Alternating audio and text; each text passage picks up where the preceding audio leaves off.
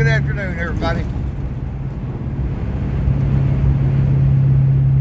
I just wanted to touch base with everybody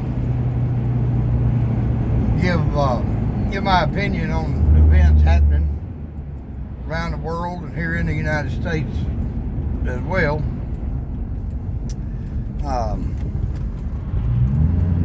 I guess I'll start with Ukraine.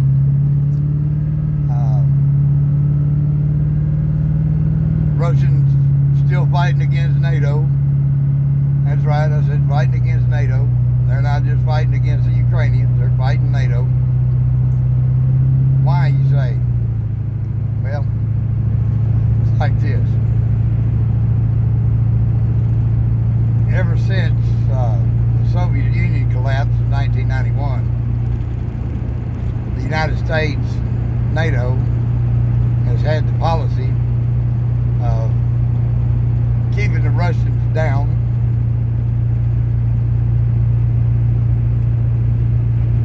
so that the U.S. can maintain its preeminence and dominance over the rest of the world. That all changed in 1999 into 2000 when Boris Yeltsin left office and Vladimir Putin became president.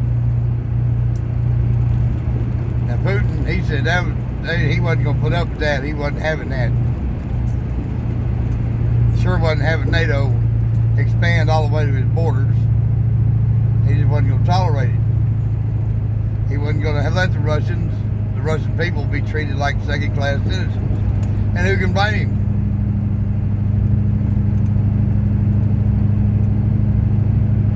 The United States, NATO, and the EU has used Ukraine as a proxy ever since we overthrew the government in Ukraine in 2014, kicked Yanukovych out of office,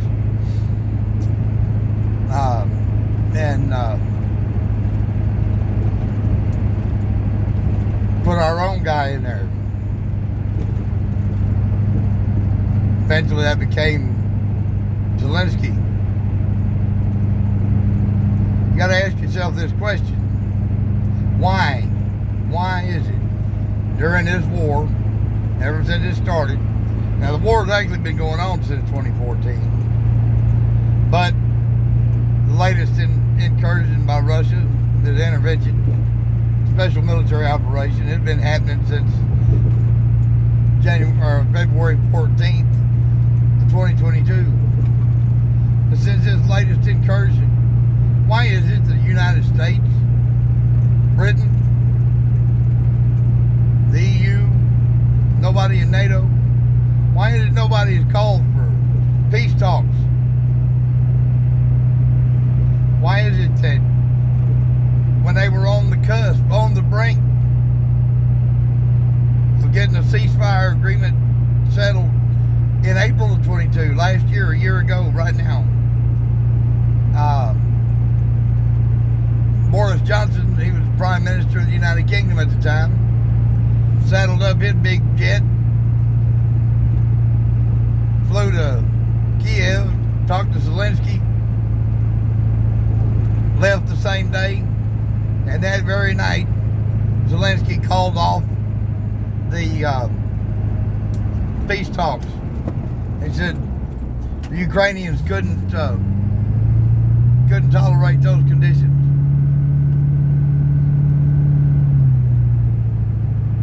But nobody in the Western governments has asked for peace talks with Russia. Nobody. Why is that? Well, first off, the Ukrainian government and the state of Ukraine has been the West's, how can I say this politely?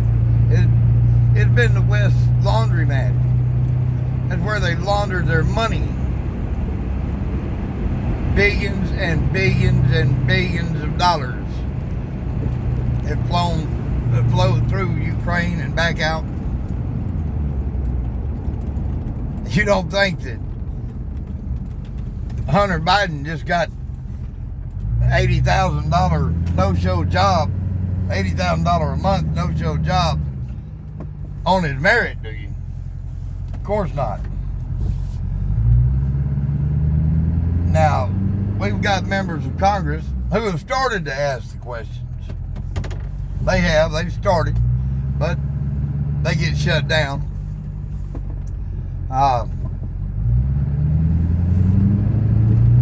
Where's all the money, all the weapons, everything that we sent to Ukraine? Where is it? What's happened to it? The Pentagon and the Democrats in Congress and the administration in the White House, they do not want audits. They do not want audits of what's happening in Ukraine. Why? Because they don't want anybody to know where that stuff's gone. Now all these this hundred and what are we up to now? $130 billion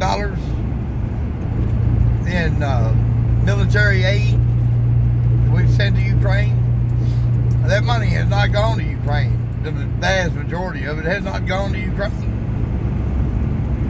It's gone to Raytheon. It's gone to Lockheed Martin. It's gone to General Dynamics, AMC. A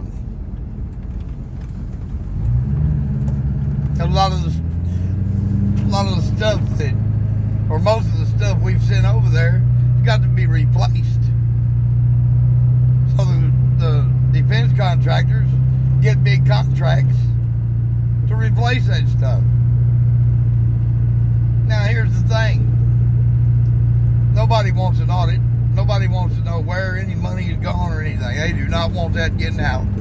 Because those same defense contractors take some of that money, put it right back into the campaign coffers of these senators and congressmen.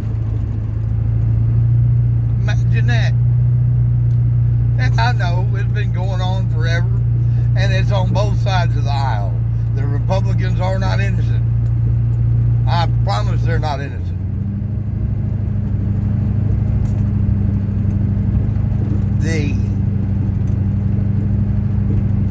Back to my original question, why has nobody asked for peace? The money. It's all about the money. They don't want this war to end. They want it to drag out. Just like the fighting in Bakhmut in Ukraine. Been going on since August. We've heard for months and months. The Russians are stupid. Bakhmut's not even strategically important. Well, guess what? It really is. The Ukrainians are finally admitting it. Why is it important? Nobody even lives there anymore. No, they don't. But that is the center linchpin of the Ukrainians' defensive line. Once Bakhmut falls, so will Seversk, Kramatorsk, those towns, those will be falling next. But they're going to roll them up. Zelensky even said night before last, on Sunday, that when Bakhmut falls, the Russians don't have anything in front of them farther west.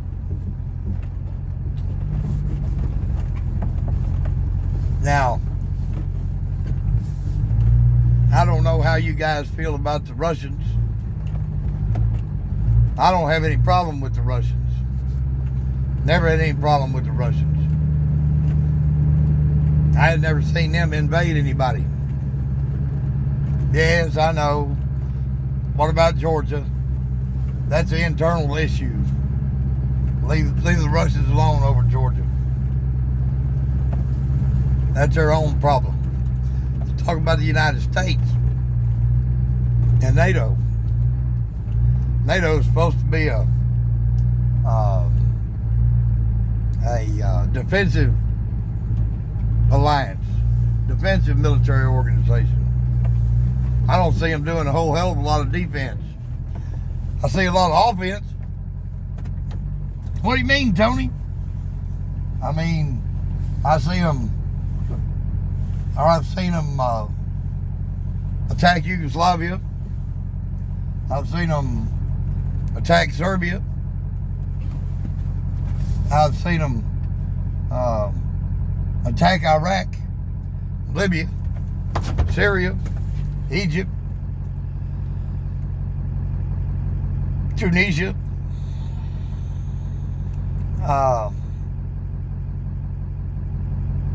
foment regime change operations, and well, they tried in Belarus and Kazakhstan.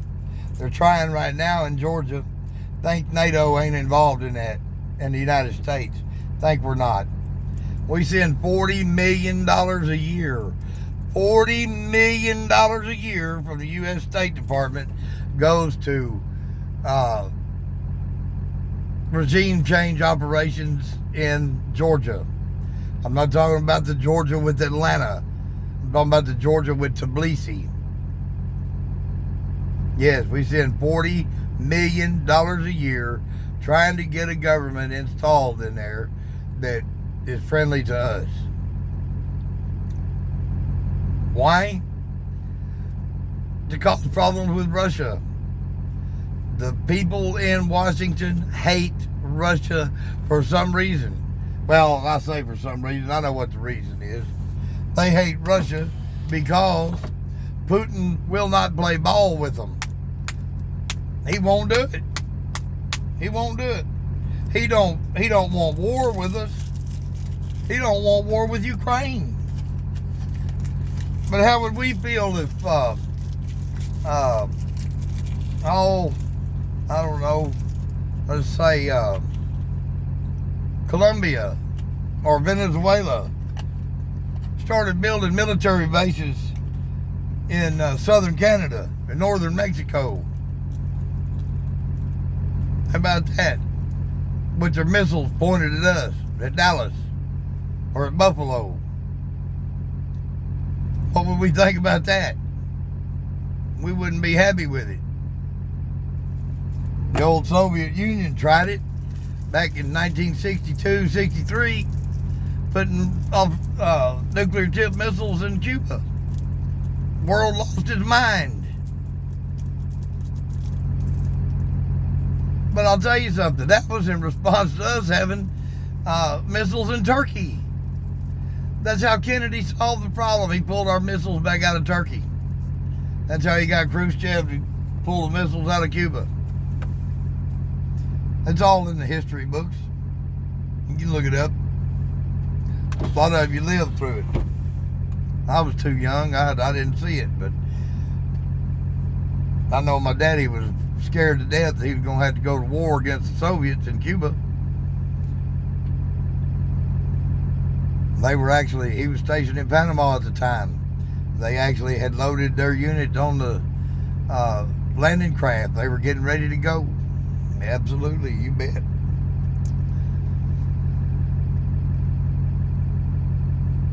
But back to where I was with Bakhmut, like I said, they've told us for months and months and months that Bakhmut has no strategic importance to the Ukrainians. Well, yeah, it does. And they're admitting it now. Just like they're finally admitting that Ukraine's almost out of ammunition. They're going to be out of artillery ammunition. I'm talking about 155 millimeter ammunition. They're going to be out of artillery ammunition before the summer hits. You know, this is an artillery war. It's a war of attrition. What do you think happens when one side runs out of ammunition? The other side wears their ass out. That's what happens. That's what's happening right now. They're at a 10-to-1 disadvantage. Why? Why is it that our government, why is it we're allowing our government to support a foreign government who espouses neo-Nazi ideology?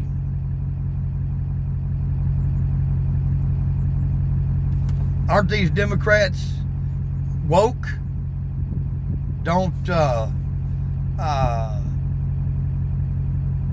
Don't they hate that kind of thing? I thought they did. Where's BLM? Where's everybody else? Listen. Don't just take my word for this. Go look through the congressional records. Up until the middle of last year, Reich Sector, the Azov Regiment, the Kraken Battalion, those were all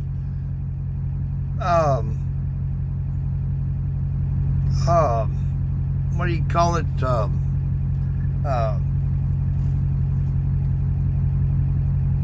Undesirable elements that the United States wasn't supposed to do any business with because of their neo-Nazi ideology. The middle of the summer last year, Congress pulled that designation off of them. I can't think of the exact wording of it right this second. I'm old. But, yeah, absolutely.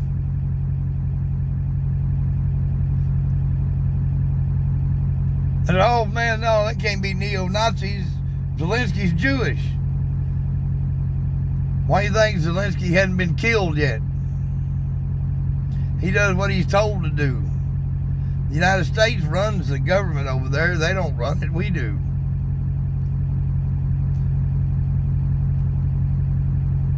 Oh, no, the United States isn't involved in that war. Yeah, they are. Yeah, they are. You see, I'll tell you something. The Ukrainians, sure, some of them have been trained to operate the HIMARS and the MLRS systems. But it is too complicated of a system. Too complicated of a system for them to operate on their own. I guarantee you, there are American, German, Polish, British contractors in Ukraine, probably in civilian clothes, helping to operate those systems. Now this has been admitted by the Pentagon and by the Ukrainian Ministry of Defense. All of the targeting packages, the intelligence and targeting packages, all of them for the HIMARS and MLRS systems come from the United States Intelligence Services and U.S. Army targeting planners who are either in Germany or in Poland. That's right. We got our AWACS planes flying around the periphery of Ukraine. They don't dare cross into Ukraine because Russia will shoot their ass down right now. But flying around the periphery of Ukraine, picking out targets, operating right off the coast of Crimea.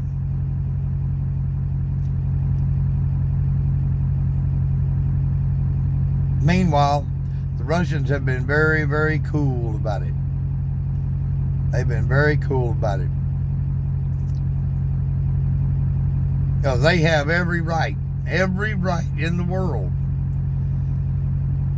to send their Kinjal hypersonic missiles and attack the intelligence and target planning cells that we've got set up in Germany and Poland. They could do that. They'd be within their right to do that. I would have already done it. A lot. You bet. I damn sure would have. Oh my God, Tony, you're anti-American. No, I'm not. I'm anti-bullshit. And that's what this war in Ukraine is bullshit.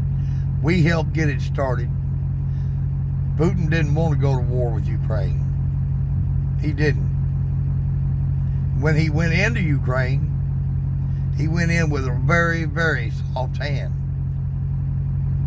He wanted to limit the scope of civilian casualties. He didn't want to go in there and kill tens of thousands of civilians. But he realized after the West made Ukraine pull out of the peace talks in Ankara, Turkey in April last year, he realized that they had made a mistake. They had made a very big miscalculation. And what they do, they started changing their strategy. That's why they stopped attacking in the north, up around Sumy, Izium, west of the Oskol River.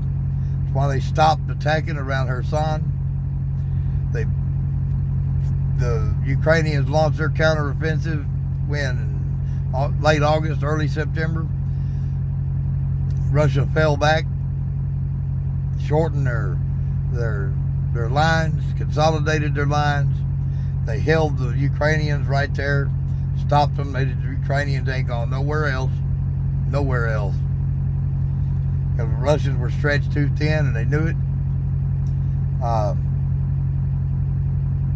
Then on the 21st of September last year, Putin called up 300,000 reservists.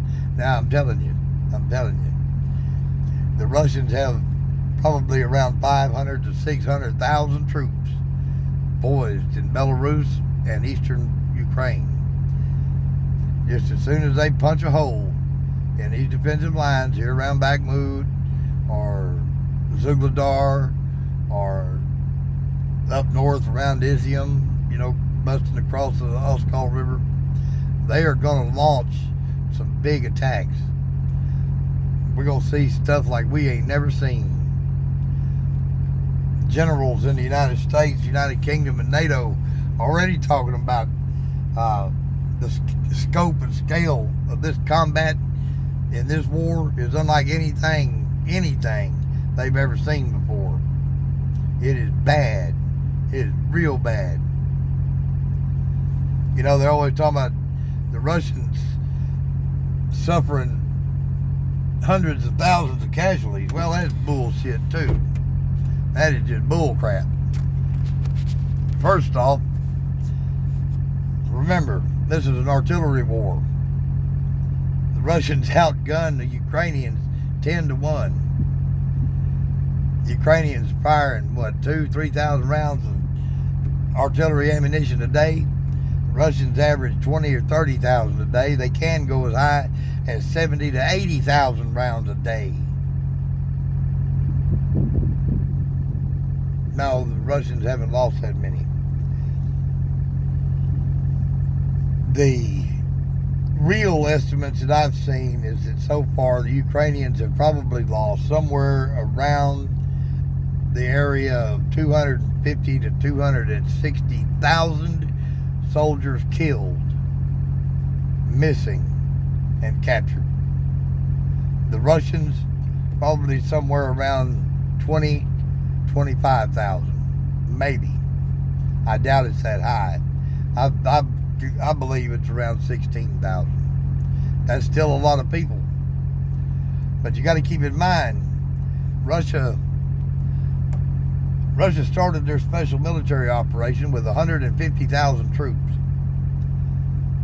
And I heard just the other day that the Ukrainian estimates was that they had lost 200,000. Well, how in the hell can they have started with 150,000 and lost 200,000? That's just stupid. That's more of that Ukrainian math. It don't work. That's like Russia shooting 100 missiles into Ukraine. Ukraine claimed they shot down 50 of them, but 72 targets got hit. They don't even make sense when they talk. But the war is going to end. The war is going to end with Russia being victorious. Now the Chinese, Xi Jinping, he is flying to Moscow. I believe that's today. He's going to meet with Putin. Then he's going to have a virtual conversation with Zelensky. He's going to offer a peace proposal, at least a ceasefire proposal. If Zelensky has any kind of backbone, any kind of care at all for the Ukrainian people, he would do very well to listen to Xi. he'd do very well to allow a ceasefire to take place. There's upward somewhere between 10 and 20,000 troops, Ukrainian troops, situated in and around Bakhmut. They're about to be cut off and surrounded. If that happens, and they don't lay down their weapons, the Russians will kill every last one of them. That's one of the goals, one of the stated goals of the operation, to demilitarize Ukraine. There will not be a Ukrainian army left when the war is over. That's not going to be allowed to happen. Nor will NATO have troops and equipment inside of Ukraine. That won't happen either. Did you hear what Putin said on the 21st of February last month when he gave his State of the Union address? Did you hear what he said? However far, or whatever the range is, of the longest range missile system the West provides to Ukraine, the Russians will push that much farther into Ukraine after they've finished taking the Donbass, Zaporozhye region, and Kherson regions. They'll push another, if it's 150 kilometer range on the missiles, they'll push an extra 150 kilometers in. If it's 300 kilometers, they'll push another 300 kilometers in past the border. Putin meant it when he said Ukraine will not fire any more missiles into Russian territory. And he means it. He means it. We need to ask ourselves questions. Why in the hell? Why are people... None of you believed anything at all the government had to say about COVID. None. None of you believed anything about what happened to Trump. But this shit with Ukraine, y'all believe every last bit of it. Why? Because we're supposed to hate the Russians? All Russia wants to do is live in peace and do business.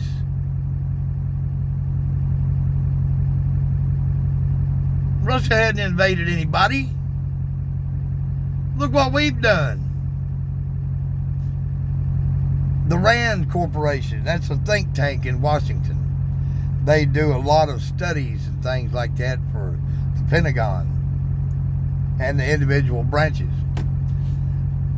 They completed a study last year or year before last. Maybe it might have been 2021.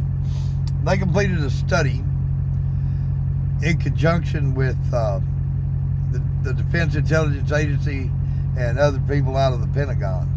Since 2001,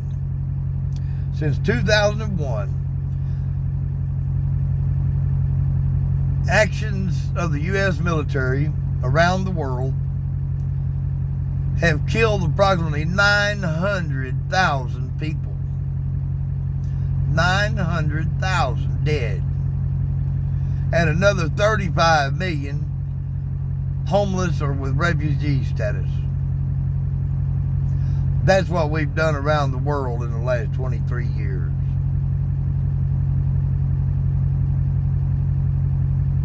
Yeah. Earlier I was talking about money. The United States spending upwards of $1 trillion a year. $1 trillion a freaking year on defense. Of course, nobody can audit the Pentagon. They say they can't be audited. Their accounting systems there's too many different accounting systems. They can't do it. They can't pull it off. But $1 trillion a year being spent on defense. We're out of Javelin anti-tank missiles. We're out of Patriot anti-aircraft missiles. We're out of HIMARS missiles. We're out of MLRS rockets. We're out of 155 millimeter field artillery ammunition.